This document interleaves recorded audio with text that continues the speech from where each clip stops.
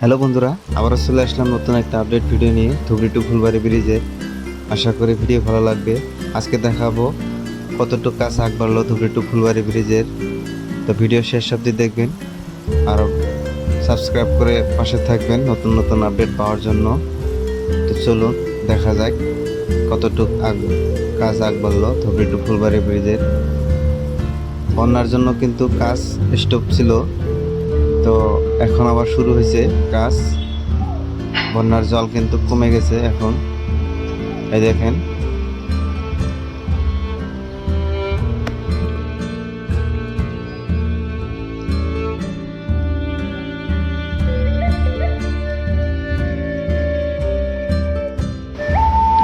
আর এই Dhubri two Phulbari bridge এটা কিন্তু অনেক লং একটা প্রজেক্ট, 19 কিলোমিটার লং।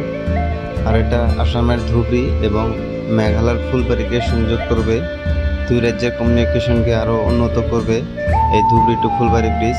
দুই রাজ্যের সাথে সাথে পুরো নর্থ ইস্টকে কিন্তু লাভান্বিত করবে এই ধুবড়ি টু ফুলবাড়ি ব্রিজে।